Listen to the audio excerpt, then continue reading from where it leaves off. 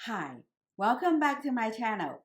Today, I'm going to talk a little bit about the unique cultural phenomenon emerged between the 3rd to the 6th century AD in China, which was often referred as the Weijin Fengdu or the Weijin style.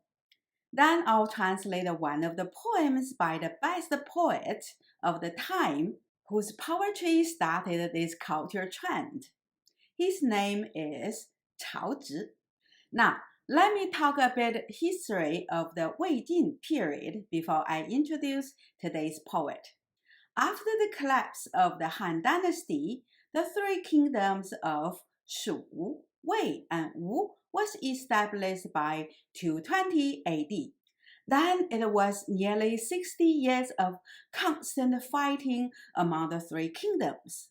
When Sima Yan finally conquered all the former Han territory and established the Jin dynasty in 280 AD, many of the scholars thought the peace would finally be achieved. However, the royal Sima family seemed being cursed. One after another, they got crazier and crazier, eventually led to the so-called 八王之乱, or the riot of the 8 princes, which lasted 16 years.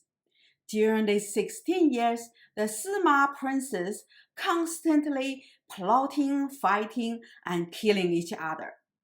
Around 300 AD, many nomadic tribes from the west, north, and east migrated to the central plain along the Yellow River and mixed with the Han Chinese. By 311, a Hun general named Liu Chong sacked the Jin capital Luoyang. The reason that he had a Chinese name was that one of his female ancestors was a Han Dynasty princess. This is a rather complicated story. If you're interested, I can post the story in the community page. So please let me know in the comment section if you're interested. Liu Chong captured the Jin Emperor Sima Chi, slaughtered all the royal family members. More than 30,000 people at the capital were killed. Many of the aristocrats fled from the north to the south. This was one of the first recorded large-scale migration in Chinese history known as Yong-Jia Yiguan Nandu, or the aristocrats' southbound migration during the Yong-Jia reign. It is estimated at least 2 million people migrated from the Yellow River Plain to the region along the Yangtze River. Many of the remaining Chinese people were either killed or enslaved by the nomadic armies. This is the end of the Western Jin dynasty. Here are 2 maps of the Western Jin and the Eastern Jin. As you can see, the Jin Empire lost more than half of its territory. Fortunate for the Jin royal family that there were still distant branches of the Sima family survived. In 317, a distant cousin of the Emperor Sima Chi named Sima Rui assumed the throne at Jiankang, located in today's Nanjing, and the Eastern Jin began. By this time, the northern part of the Han Empire was occupied by different ethnic groups. From 304 AD to 439 AD, there were 16 kingdoms rose and fell. Here is a map around 400 AD showing some of the kingdoms in the north. In 383 AD, a general named Fu Jian, the king of Qin, who united the northern part of the Han Empire, massed over 300,000 strong army to attack the Eastern Jin dynasty, intending to conquer the remaining territory to the south. However, they met with a strong resistance. With less than 70,000 men, the Jin generals Xie An and Xie Xuan defeated Fu Jian's army. This is the famous Fei Shui 之战, or the battle by the Fei River. After this battle, the northern Qin kingdom fell apart again. It was not until an ethnic group named Tuoba united the northern part of China and established the northern Wei dynasty in 398. This was the kingdom the alleged female hero Mulan served. I made 2 videos about her. Here's the link to the first video. The transition from the Han Dynasty to the Three Kingdom period and then to the Jin Dynasty also witnessed a huge philosophical transition. Ever since the early days of the Han Dynasty, Confucian ideology gradually increased its influence. By the middle of the 4th century BCE, it had become the state ideology. Confucian scholars not only obtained the support from most of the emperors, but also held most of the high-ranked positions at the court. However, around the second half of the 2nd century AD, the Confucian ideology was already bankrupt. I might make a video about the rise and fall of the Confucian ideology during the 400 years of the Han Dynasty in the future. It is a fascinating story. Let me know if you're interested. Towards the end of the Han Dynasty, the Confucian scholar officials had lost their grip on power. The court was first usurped by a bunch of eunuchs, and then controlled by the relatives of the emperor, and eventually by the various warlords. Many of the Confucian scholars were either killed during the court conflicts or retreated from the politics altogether. One of the most famous Confucian scholar official was Wang Yun, who held the position of premier for the last Han Emperor Liu Xie, and was killed by a warlord in 192 AD. We can take this as the end of the Confucian state ideology. The Confucian state ideology was not fully re-established until nearly 500 years later, when the famous Empress Wu Zetian usurped the power during the Tang Dynasty. Now, let's go back to the Three Kingdom period. When Cao Cao got hold of the emperor and became the real emperor behind the scene in 195 AD, the Confucian ideology was completely abandoned. This was reflected in the decrees Cao Cao issued for recruiting talents. As I presented in my video about Cao Cao, he didn't even keep the rhetoric of Confucian values. That is, the society should be governed by virtuous persons. I made a video explaining the Confucian views about how to create a social order by virtues of Confucian scholar officials. Here's the link. By abandoning the Confucian ideology, Cao Cao and the officials during and after his time tended to brutal force to control the society. To illustrate the intellectual impacts of the bankruptcy of Confucian ideology, I would like to also mention another tradition that was fully established during the Han Dynasty. That is, the state-sponsored academies and the private academies. Many ambitious young men, especially the sons of aristocrats and high-ranked officials, they were often from the same group of people, studied in either the state-sponsored or private academies. They had a lot of resources and time to spend on intellectual pursuit. When Confucianism lost its influence or when politics became too risky, many of these young scholars turned to Taoism and Buddhism. This was the beginning of something we might call it the Chinese New Age movement. These young aristocrats turned to alcohol, drugs, music, poetry, and philosophy to find new meanings for their lives. I'm definitely making a video about them and their philosophies and poetry in the future. I even thought up a title for the video: The Crazy Philosophers of a Crazier Time. This is a very long introduction about the historical and philosophical context of a poet. Now, let's turn our attention to Cao Zhi. He was the third son of Cao Cao. Cao Cao had 25 sons, and 13 of them lived to the adulthood. Cao Cao also adopted many talented young boys as adopted sons. Imagine the competitions among the brothers, half-brothers, and adopted brothers for Cao Cao's fortune and title. And imagine what would happen to you if you grew up experiencing all these radical changes in both society and culture. What it would be like if you were the son of a successful warlord. What were you going to do if you had to compete with many brothers, half-brothers, and adopted brothers for anything such as your father's affection, or a beautiful woman, or your father's fortune and title? What would happen to you if you failed to win any of these? Well, this is the tragic life of a prince who happened to be the best poet of his time. I'm Dr. Gao, a philosopher obsessed with poetry. I make videos about classical Chinese poetry, philosophies, and medicine. If you like the content of my videos, please click the like button and subscribe my channel. I also offer one-to-one online lessons on these subjects.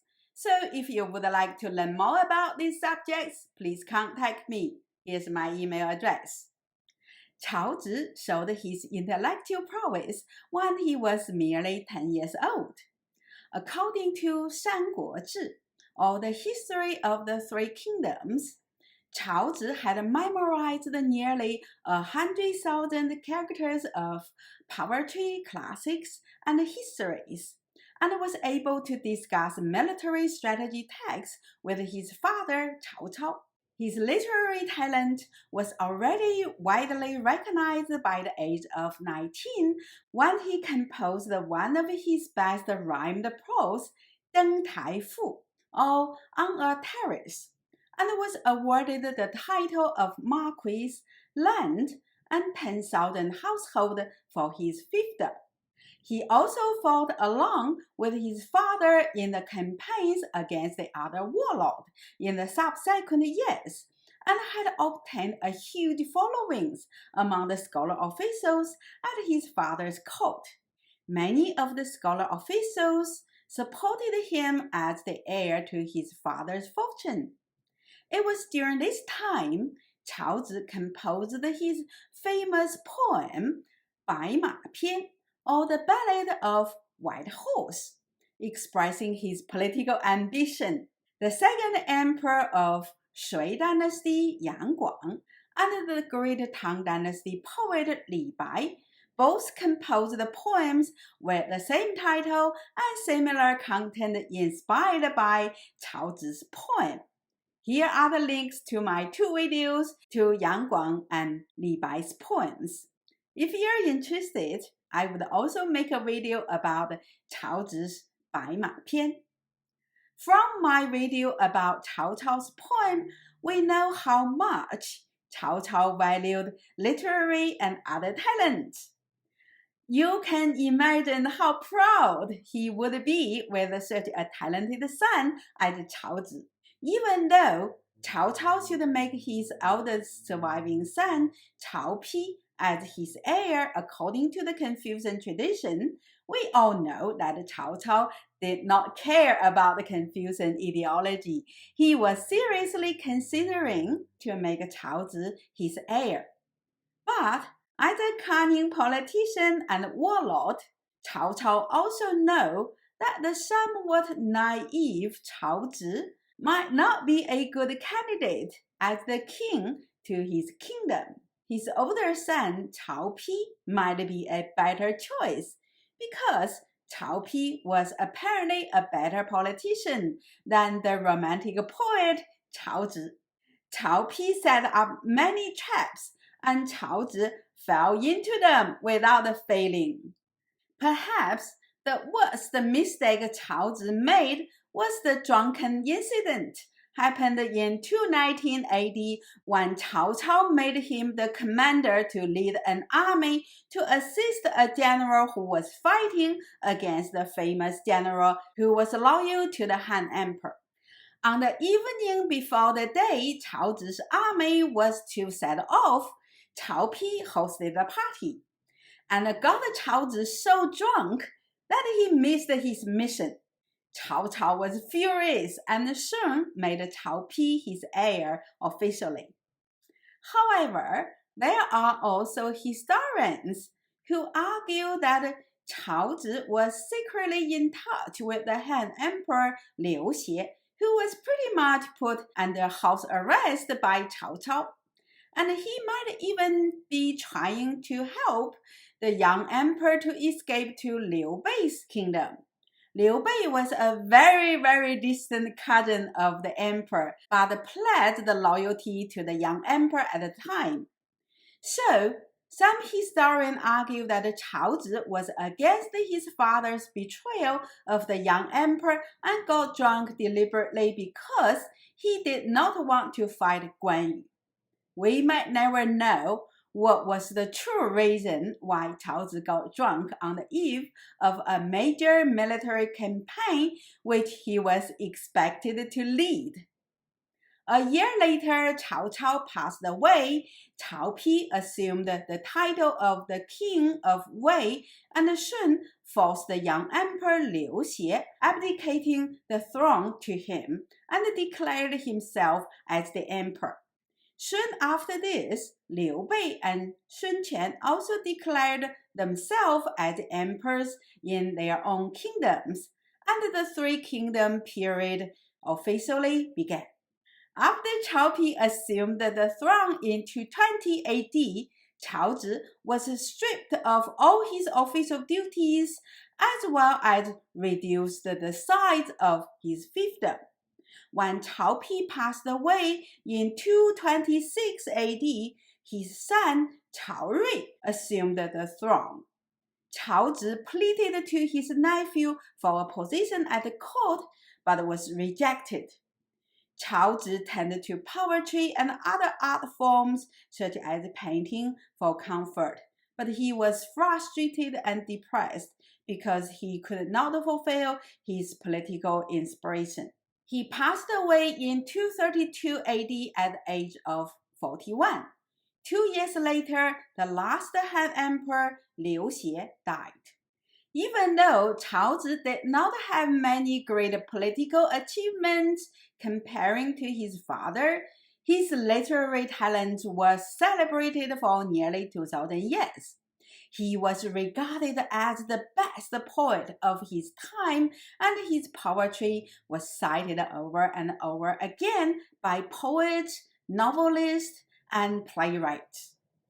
There are also a lot of stories, true or made up, circulating among poets and scholar officials. A famous poet from the Jin Dynasty, Xie Lingyun, declared, 天下才共一担，曹子建独得八斗，我得一斗，自古及今共用一斗。All the gifts of talents under the heaven has the volume of one dan. Cao Zhi gets 8 dou, I got 1 dou, and all the people from ancient time till now share 1 dou. Dan and dou are measure units for grain. 10 dou make up 1 dan. Here's a picture of dou. This is how the phrase 才高八斗 comes into existence to praise someone's extraordinary talent. Although Xie Lingyun's statement is a bit of exaggeration, it did represent how highly Cao Zhi was regarded among poets of his time. Today's poem is in the title of 空侯引, or A Prelude of Harp Music. It is not clear when this poem was composed. However, from the tone of the poem, it was probably composed while his father Cao Cao was still alive and Cao Zhi was living the luxurious life of a prince. Since the poem is quite long, I'm going to divide it into 3 parts. Here is the first part. 置酒高殿上，清椒宠我游。中厨半风扇，烹羊宰肥牛。秦征何慷慨，骑射何且柔。扬阿奏起舞，经络出名瓯。制 means lay out. 酒 means wine. 高 means high. 殿 means hall. 上 means on something. 亲 means dear. 交 means friend. 宠 means with. 我 means me. 游 means socialize. 中厨 refers to chef. 半 means prepare. 风 means abundant. 散 means meal. 烹 means boil. 羊 means lamb. 宰 means slaughter. 肥 means fat. 牛 means cattle. Qin refers to the region that used to be the Qin kingdom from the Warring State period, located in today's Shanxi and Shanxi province. Zheng refers to Zither. He means how. Kankai means generously. Qi refers to the region that used to be the kingdom of Qi during the Warring State period, located in today's Shandong and Hebei provinces. She refers to lute. He means harmonious. Qie means and. Rou means gentle. Yang'e is a small town located in today's Shanxi province. Zhou means play. Qi means wonderful. Wu means dance. Yang'e Zhou Qi Wu refers to a story from the Han Dynasty. During the Han Dynasty, Yang'e was the fiefdom of a princess. We don't know the name of the princess, but she was recorded as Princess Yang'e. She had many dancers at her estate. When his brother, the Emperor Liu Ao, visited her at her estate, one of the dancers caught his eye. This was the famous dancer Zhao Feiyan, who was allegedly able to dance on a man's palm. That was how light and agile she was. Emperor Liu Ao took her and her sister back to the palace and made them the royal concubines. Later, Emperor Liu Ao made Zhao Feiyan his empress. I have to say, she must be a hell of a dancer to become the empress by dancing for the emperor. Here were 2 paintings of Zhao Feiyan dancing. Jing means capital. Luo refers to Luoyang, the capital of the Han Dynasty. Chu means came. Ming means famous. O refers to a particular style of singing very popular in Henan province. It is high-pitched and very, very loud. It is called Henan Bangzi or Yujü today. Now, the 4 couplets can be translated as, lay out the wine in the high hall, my dear friends are coming. My chefs are busy with abandoned meals, slaughtering cattle, boiling lambs. A Qin zither is strummed generously. A Qi lute is gentle and supple. From Yang'e, a wonderful dance. From Luoyang, a famous ballet. 乐饮过三绝，缓带青树修。主称千金寿，宾奉万年愁。九邀不可忘，博中亦所由。谦谦君子得，庆则欲何求？乐 means pleasurable. 饮 means drink. 过 means over. 三 means three. 绝 means goblet. 缓 means easy. 带 means belt. 清 literally means to empty a vessel or something. For instance, in the phrase of 倾国倾城, meaning a lady was so beautiful that everyone in the town or a city gets out to see her, so emptying a town or a city. So 清 here means to empty the delicious dishes. 束修 refers to the delicious dishes. 主 means host. 称 is an abbreviation of 称赞 or praise. Here it means to give a praise. 千 means 1,000. 金 means gold. 寿 means longevity. 宾 means guest. 凤 means wish. 万 means 10,000. 年 means year. 稠 means toast. 久 means old. 腰 is pronounced in the first tone rather than the normal false tone, meaning promise rather than must. 不可 means cannot. 忘 means forget. 薄 literally means thin. However, it can also mean superficial connections with others, such as the phrase of 薄情, meaning heartless. 终 means end.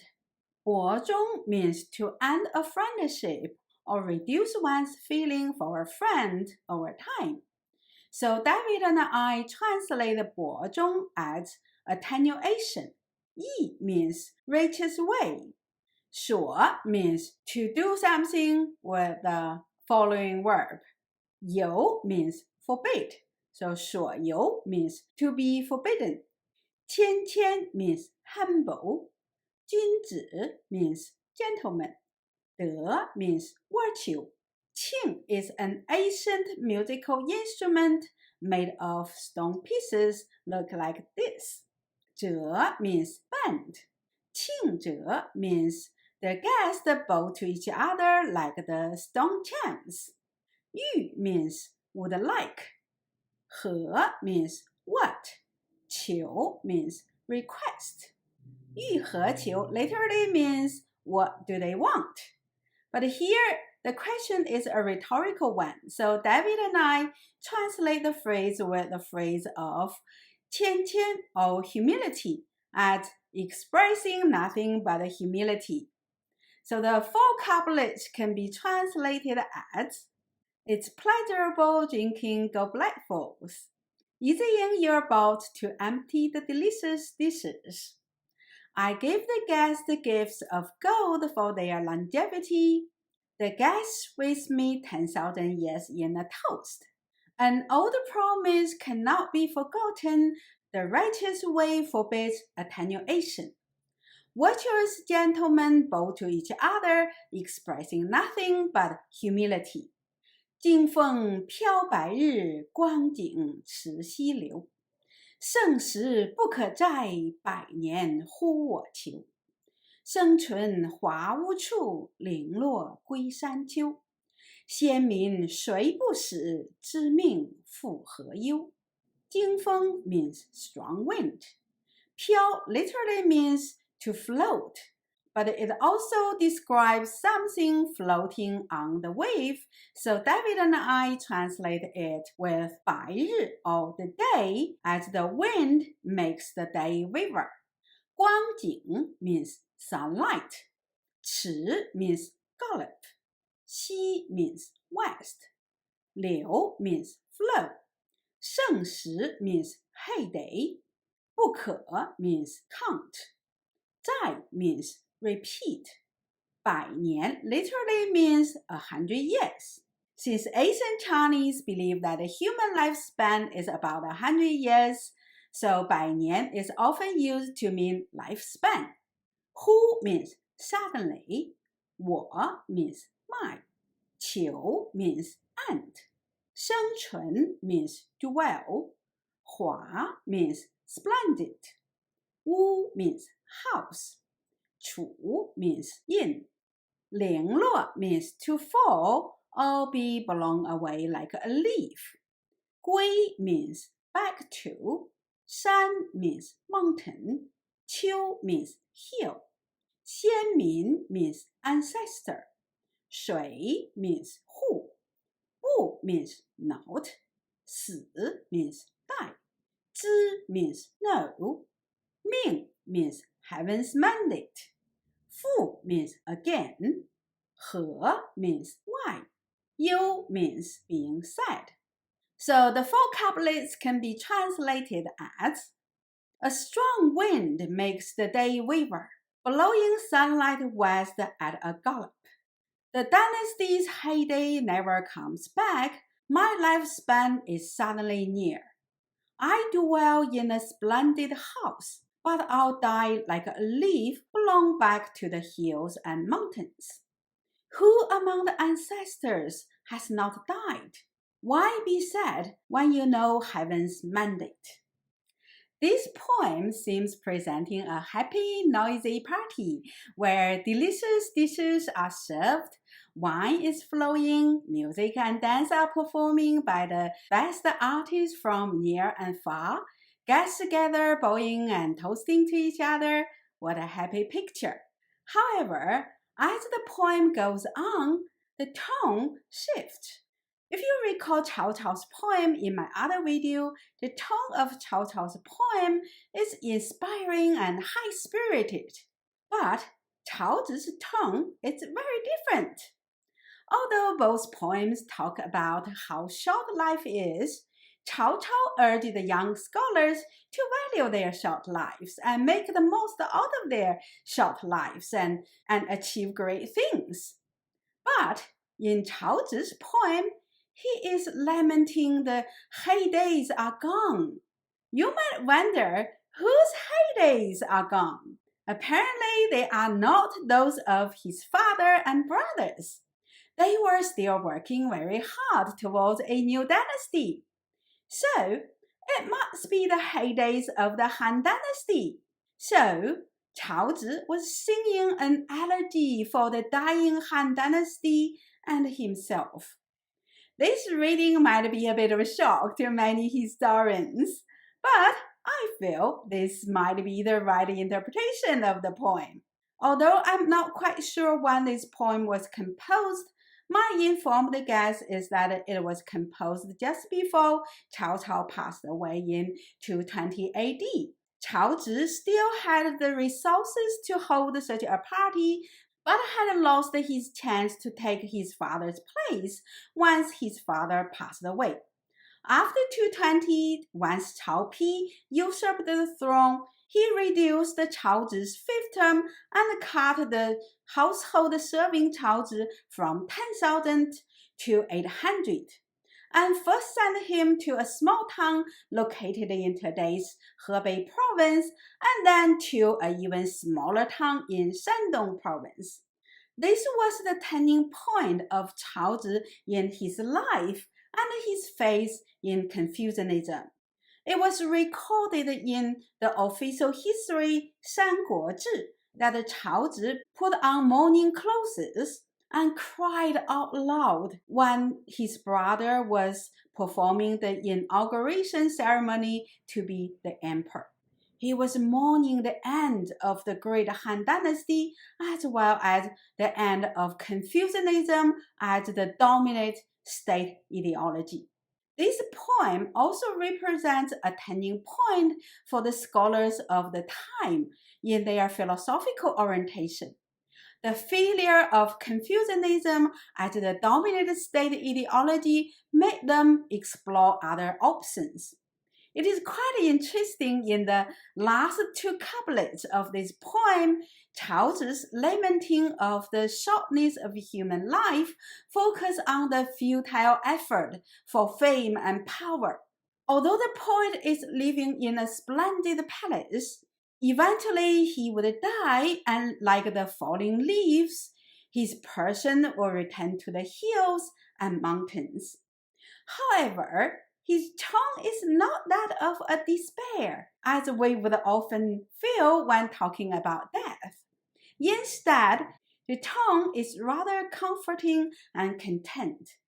Since everyone will eventually die and we all know that we will return to the hills and mountains as the heaven mandates, why worry about it?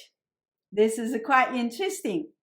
As I mentioned in the introduction of this video, towards the end of the Han Dynasty, there was a revival of Taoism and lots of interest to Buddhism. One of the important views from Taoism is that death is simply a phase of the life cycle, just like the circadian cycle. One should not be affected by either the birth of a new life or the passing of an old. There is no reason to be happy for new life, nor sadness for death. Returning to the nature of the hill and mountains, that is, death, is just as normal as the birth of a new life. In the following 3 centuries, both Taoism and Buddhism became increasingly influential and attracted huge followings among the scholars, leading to new developments in Taoist philosophy and religion, as well as Buddhist philosophy and religion. A new poetic genre known as 山水诗 or 田园诗, or the poems of mountains and rivers, or pastoral poems, emerged. If you are interested in the philosophical debates and poetry of this period, I can make some videos about them. Just let me know in the comment section. I'm Dr. Cao, a philosopher obsessed with poetry. I make videos about classical Chinese poetry, philosophy, and medical texts. If you like the content of my video, please click the like button and subscribe my channel. I also offer one-to-one online lessons on these subjects. So if you would like to learn more about them, please contact me. Here's my email address. Thanks for watching my video. I'll see you next time.